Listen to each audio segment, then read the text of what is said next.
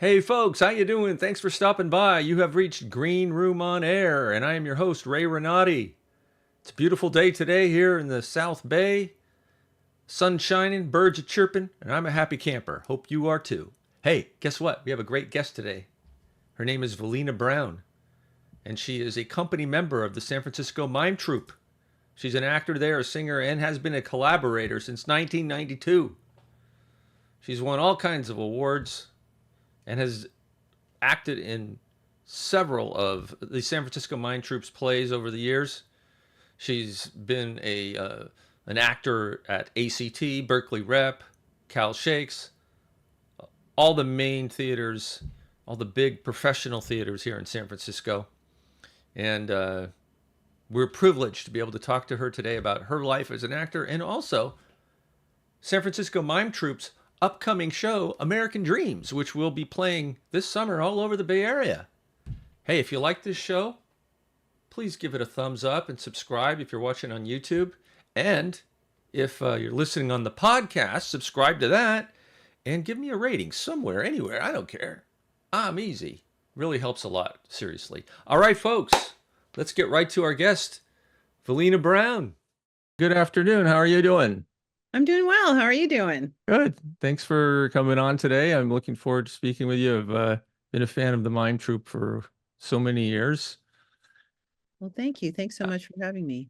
You bet. I remember I went to the first Mime Troupe show. It was, I think, in Dolores Park in 1988. Okay. Yeah. Yeah.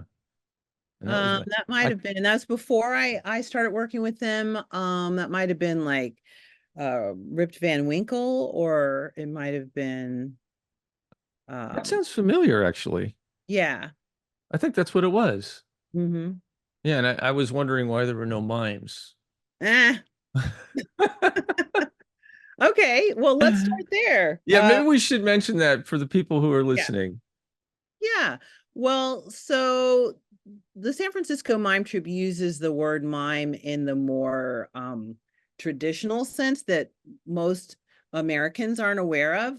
For some reason here, we only think of mime as silent mime, like being, at the striped t-shirt and the white face, and you're trapped in a glass box or struggling against, imaginary wind or whatever. And that is definitely an aspect of mime, but the umbrella of mime is much broader. And the definition is the exaggeration of everyday life in story and song. So that really encompasses a lot of different things that you might see. And so we do not do silent mime. We do musical political theater. So it's, it's like going to see a musical. Michael likes to say seeing a musical only with a point. Yeah. And Michael is your husband, who's been on the show a few times. And he's the head writer for over 20 years. Yeah. Well, also, I just like the name of the company, the San Francisco Mime Troupe, because it makes people ask questions. Mm-hmm. And if you get them asking questions, then they're going to be interested. Yeah, I mean, we've thought about changing the name. I mean, it has come up over the years. But what happens, the Mime Troupe, by the way, is 65 this year. Wow. So, we've been the Mime Troupe, depending upon what era you're from. Earlier folks said Meme Troupe. And but regardless, we've had that name for over half a century now. So, there are people like, oh no, you can't change the name, and other people are like, you've got to change the name. So we just haven't really come to a consensus to do it. And generations of people know us that way. So, well, my vote is to keep it the Mime Troupe. So far, Meme is the French pronunciation. Uh-huh. Yeah. My wife is French, so they say meme. Mm-hmm. Yeah. Mm-hmm. I think the thing that's useful about that is that because to an general American ear, if you're not saying mime, then they don't have a whole bunch of associations immediately in the way that meme, you go, oh, what's that? But now meme means something else on the internet. It totally does. Strange pictures with undecipherable text. Uh, right. So that would be a really weird troop, you know, Yeah, so do maybe that's not a undecipherable good idea. pictures. Yeah. Yeah. So 65th anniversary, 65th season. This is our third show back in the park since the shutdown, since the pandemic.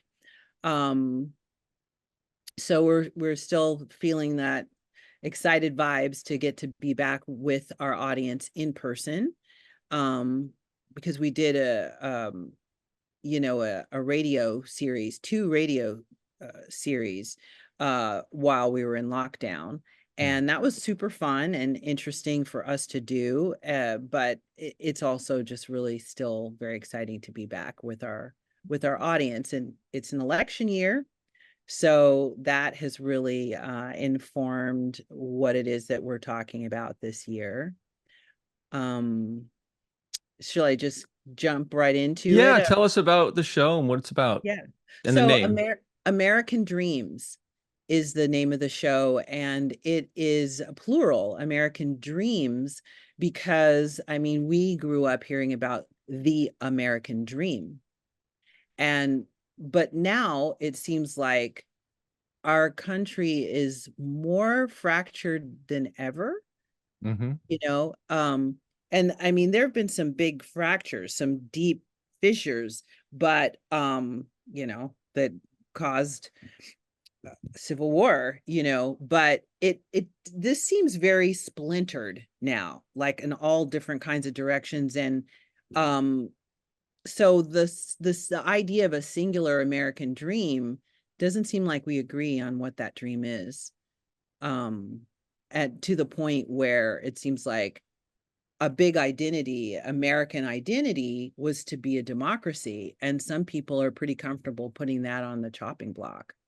So just what are people's dreams? And so that's sort of like the jumping off point that we're doing with this show, is that different people are, as during the run up to November election day, having these dreams, and they're happening at different points during the process, heading towards election or even after election.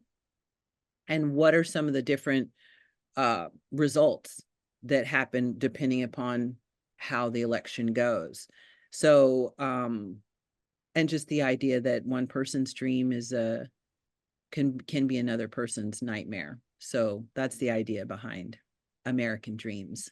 So do the characters have actual dreams, like Yeah, like awake dreams or sleep dreams? it's sleep dreams. Okay. Yeah. No. And it's irony and funny and music, like San Francisco Mime Troupe always gives us. That's right. Well, Yeah. I mean, that's our thing. That's what's unique about us, is that we do musical, political, we're leftist, and we use satire and farce and parody and things like that to discuss really heavy subjects. But we're not making fun of the topic. We're making fun of some of the people who are, from our perspective, ridiculous.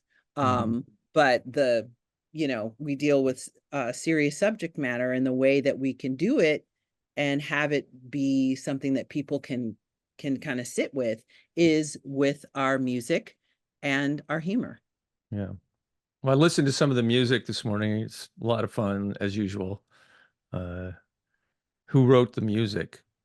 So yes, our composer lyricist is Daniel Savio. And and then the head writer is Michael Gene Sullivan. Wow. Wonderful. Yeah. Have you seen interviews? I've seen some interviews on YouTube where the interviewer asks random people, like at a Trump rally, if they would rather have Joe Biden as president or Trump as president as a dictator. And all of them answer Trump as a dictator. I find that very alarming. Well, sure. I mean, that's what I'm saying about what does it mean to be an American in certain people's minds, right? That being a democracy was a big part of the American identity and a big part of the American experiment. Hmm. And the, you know, yes, there are things that we can definitely critique about the founding people of the United States, but the whole point, the whole reason why they were coming out here was to say, all right, yeah, we're not going to be under the monarchy rule, Right.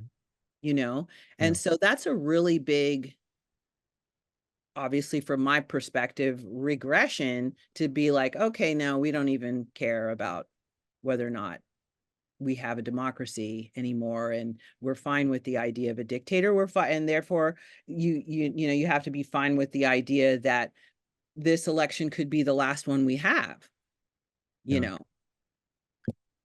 I don't think people understand the implications of what they're saying.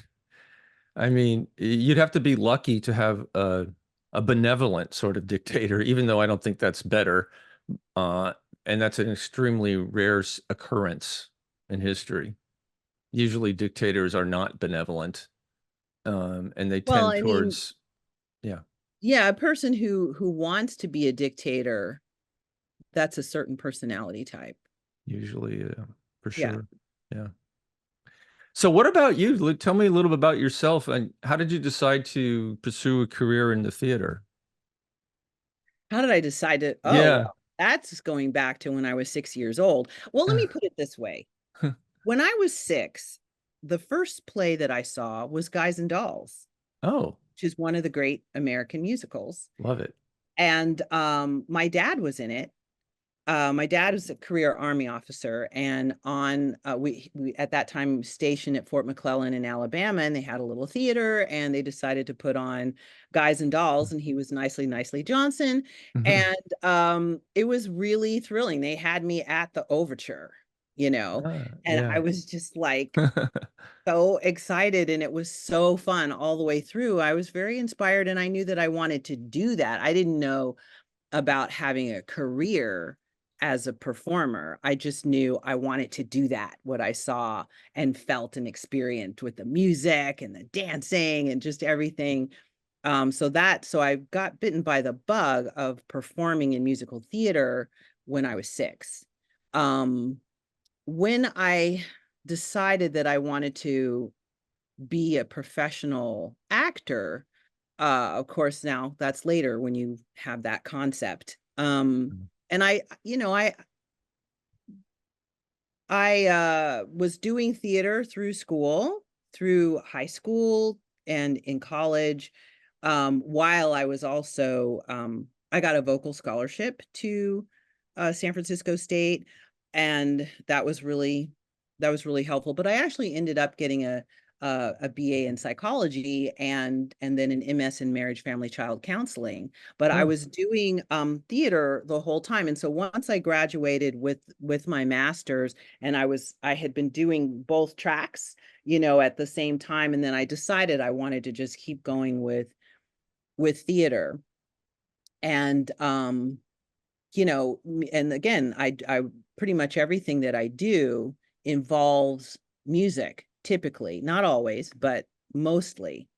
Even if it's not a musical, it often has music involved. And the first time I worked with the Mime troupe, um, I was inspired to want to work at the Mime troupe because of uh, Seeing Double, which was my husband Michael's first show where he originated a role, because he was a replacement actor in Rip.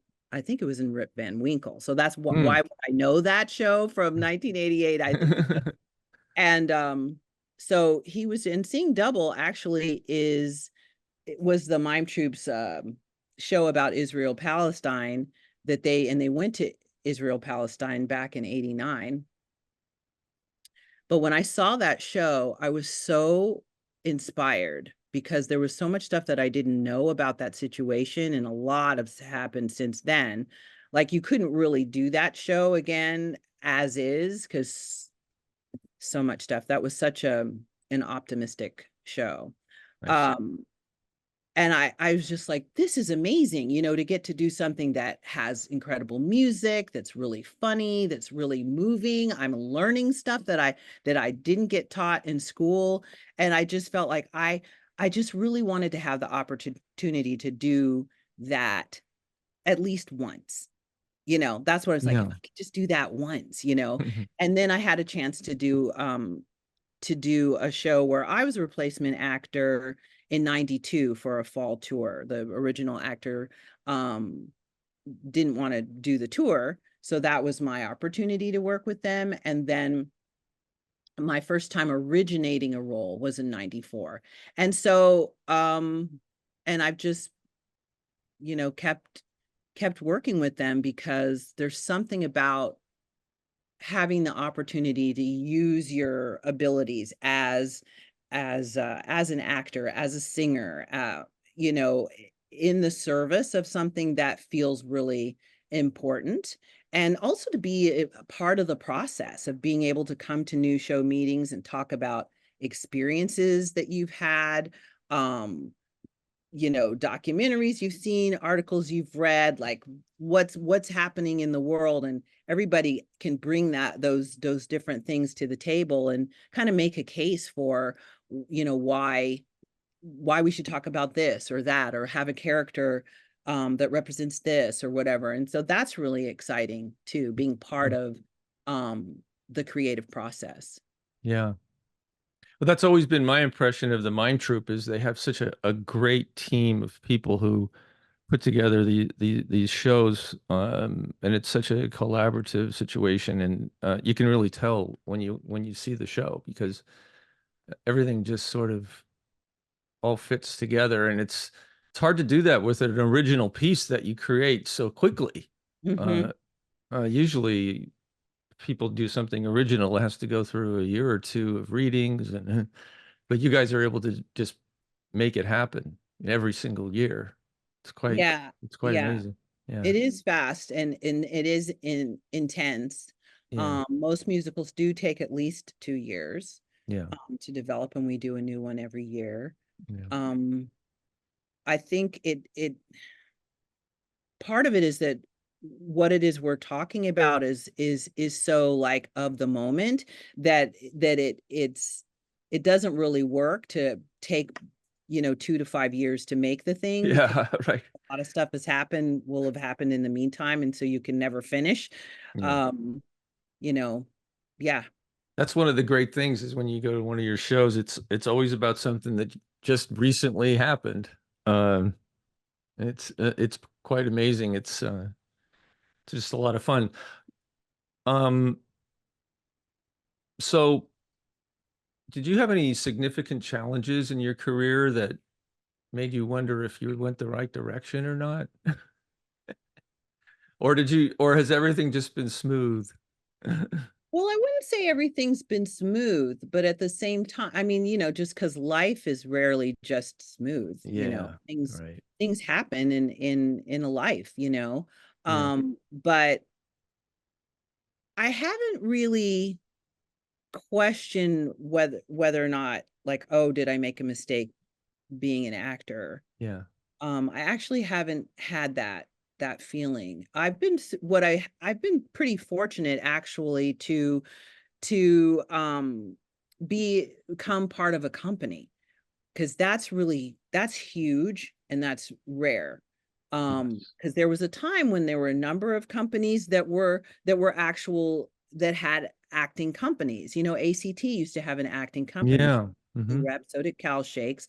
Um, and the Mime Troupe was sort of the other one in the area where there was a company of actors. And then there was a point where, I guess by the 90s, the next um artistic directors that came into those companies just set about dismantling the acting companies, all of them. They all Yeah, dismantled them. I And remember so that. yeah, and so to because that was another dream that I had, by the time I was finally done with school. I'd been in school a long time, since I was like 2.5, and finally I graduated with my master's. I'm like, I think that's enough for school right now. Um, my dream was to be part of a company. Now, that's not the easiest thing, to get a chance to get in there when there's a company, right? If they have the Yeah. people that they need. And I was just fortunate to have a chance to work with the troupe, and what I had to offer meshed with what the company needed, and also was on track with like their mission, fit with my mission as a person, Mm-hmm. and so it just really helps. So therefore, things like um the choices that a woman who's an actor has to make around, are you going to have children, when do you have children, like Yeah. that kind of, when to make that leap, Yeah. is a kind of a bigger choice. It's a big choice for anybody, but it's a bigger choice for women, you Right. know Yep. and so the fact that Michael and I were in this company together, we were part of the, as collective members, because the collective, by the way, is the artistic director of the company. And so the company has a family friendly part of its ethos, and so when we had Zachary, we could bring Zachary to rehearsal. When we toured, Zachary came with.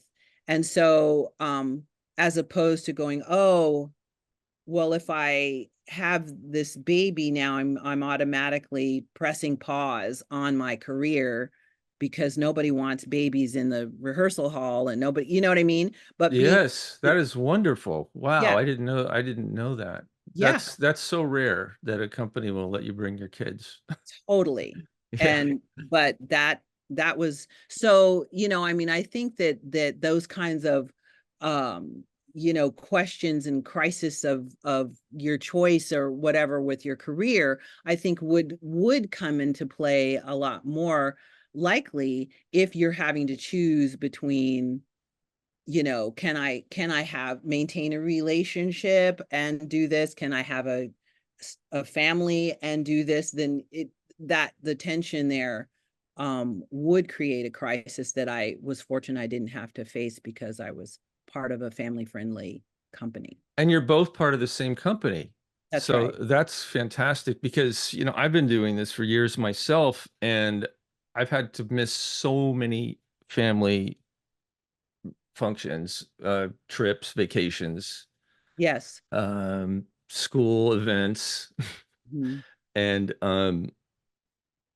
and partly it's my wife is not in this business, so recently I've decided I'm definitely taking a turn and laying off for I don't know how long because I'm already in my 60s and it's like I need to live a life that I haven't for Mhm. practically my whole adult life and see what it's like. Yeah. So that's great that you're able to incorporate your family life into the theater company. Yeah. I Yeah, mean, that's fantastic. like you though, I have missed, like with extended family, like both sides of, my parents' families, they would have reunions July 4th weekend. Yes. All right. I've That's missed your biggest weekend for Mime I've, Troop, right? I've Yeah. missed just about all of them Yeah. over the past, 30 years. Yeah. So yeah, that I definitely feel that.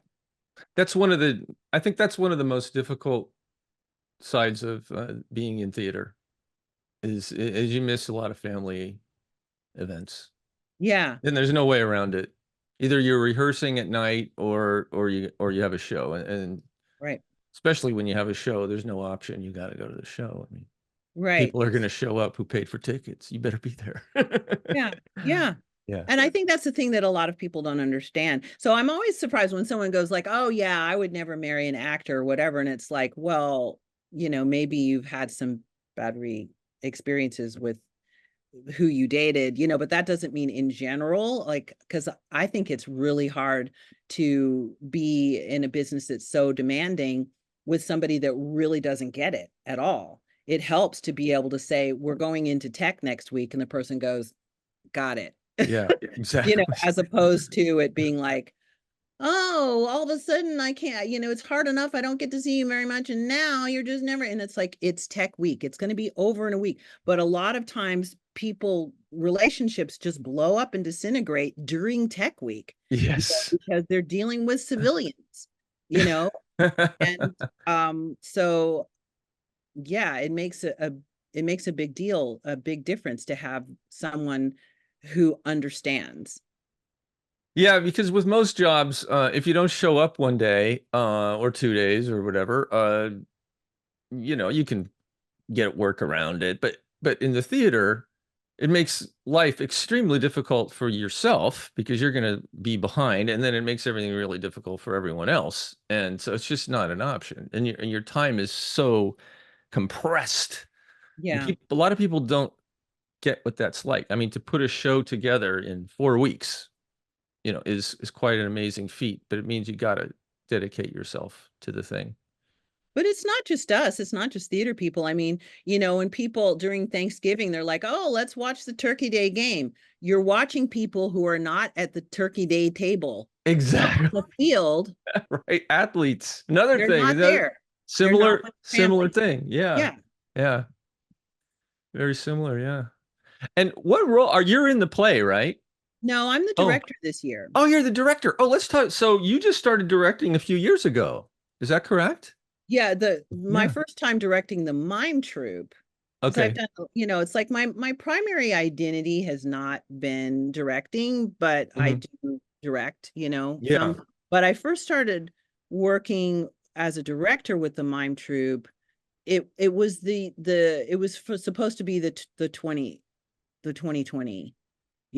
so that Yeah. was going to be my first time directing a park show, and then there was no park show. so Yes. so then I ended up directing, so like I said, we do 2 seasons of Tales of the Resistance, and so it was all these episodes. Radio show.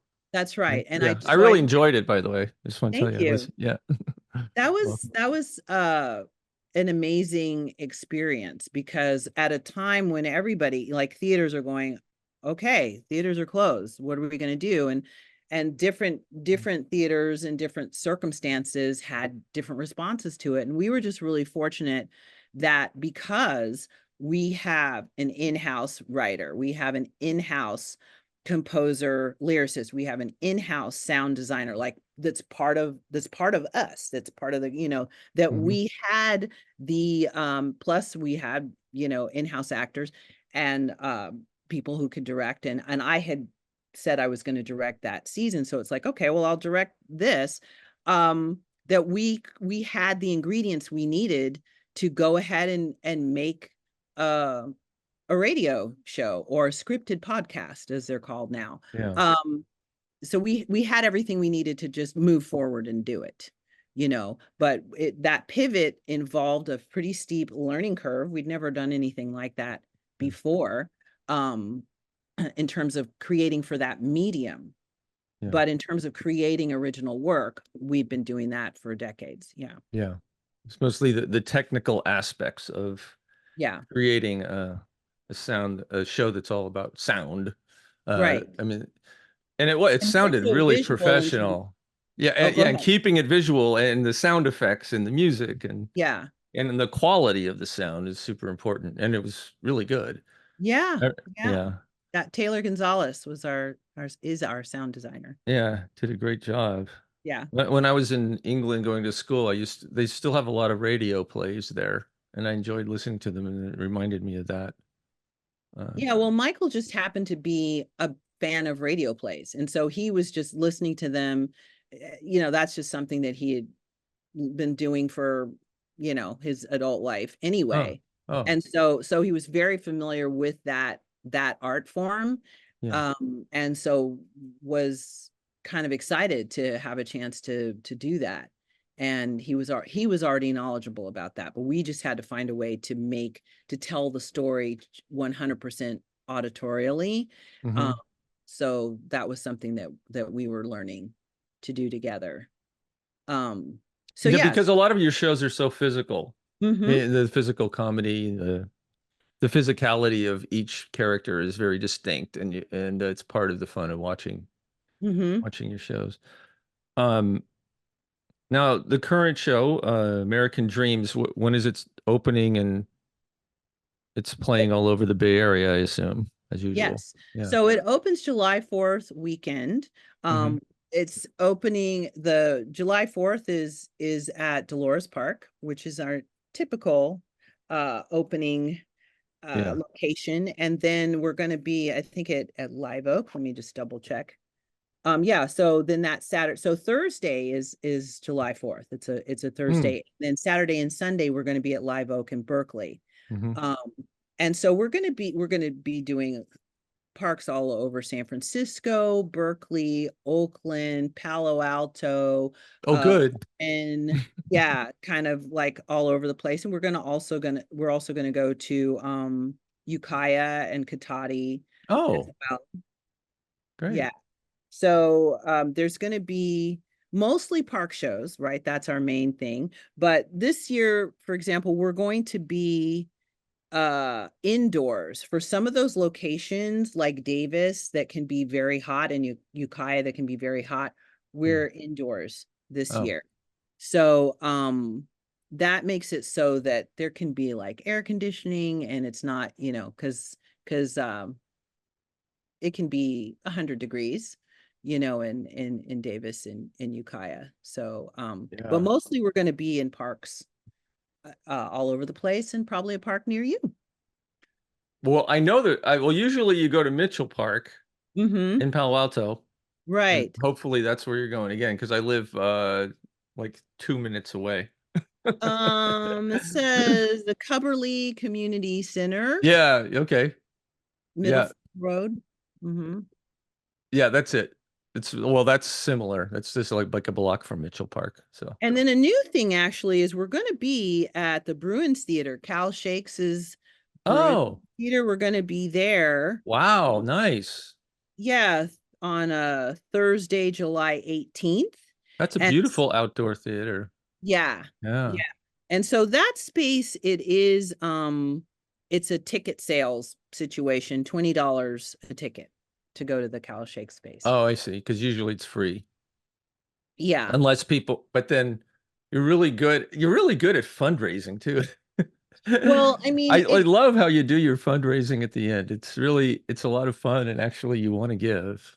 yeah. Well, Yeah. let's pass the hat because, Yeah. our idea is that we don't want to w- create something that is out of reach Yeah. of anyone that wants to see the show. So Yeah. it's pass the hat.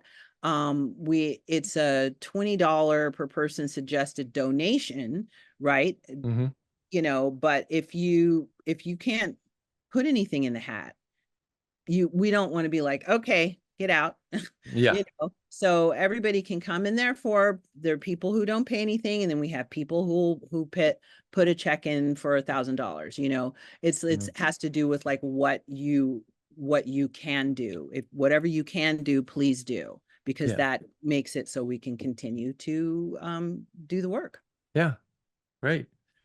And people can go to your website to find out all the information about this. Yeah, It's sfmt.org. okay. If you don't remember that, just search for San Francisco Mime Troupe.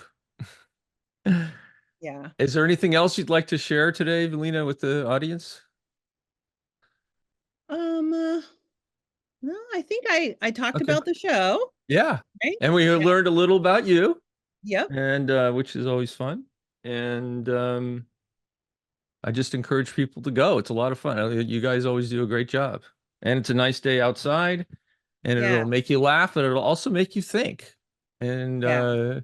And often, a great often, combination. like when you come to a park, often there are people who are working on whatever the issues are that we're talking about in the show. And Mhm. so if you feel like, okay, now I understand what's going on about this, I think I do want to get involved. There's often a table that you can go to that someone can help you take the next step to get more involved and take action. Great. Love it.